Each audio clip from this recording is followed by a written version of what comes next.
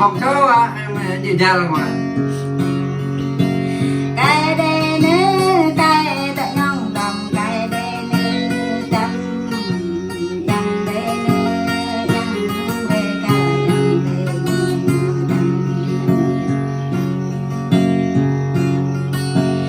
lại cao ta qua cao tâm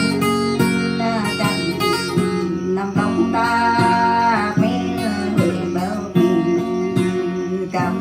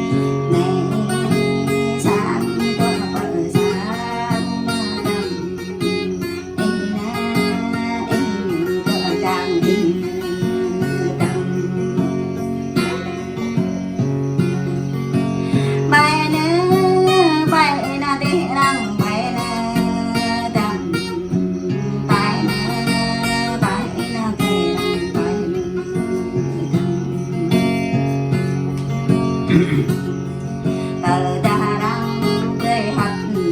nằm dùng ô đầm tờ ta lúc nằm mặt ô đầm tờ ta lê ra nằm bèo ô đầm nằm bèo đây họ lệ một này họ đầm nam hương ô ca chị đang chung gà nương đầm nam hương ô ca dạ đầm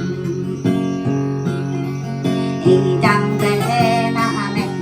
y bầy pháo đầm y chẳng thể na dạ y bầy rồng đầm y chẳng thể na vòng y bầy năm đầm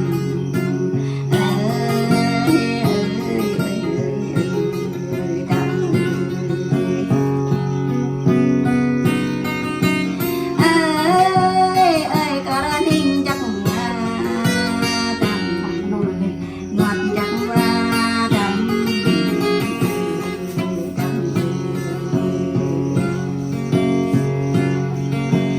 mỗi nhô thở bờ lấy nó đầm nhau lần đỡ nhà định đầm mỗi nhô nào lần hoa nó đầm về đây về làm cho về định đầm mỗi nhô nào cả tay nó đầm xem nơi xem đầm đợi xem nơi đầm y đã cái cuộc pre tang họ đầm y đã cái răng pre chập họ đầm Jadi cái này là đầm đây rồi đấy. Branda ilu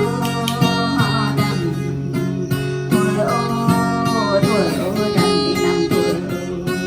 đầm được chưa? Thật ra ta là nó bày ở hình đọc hình ai hình tích là ai hình đọc lại hình tích là Là cái gì?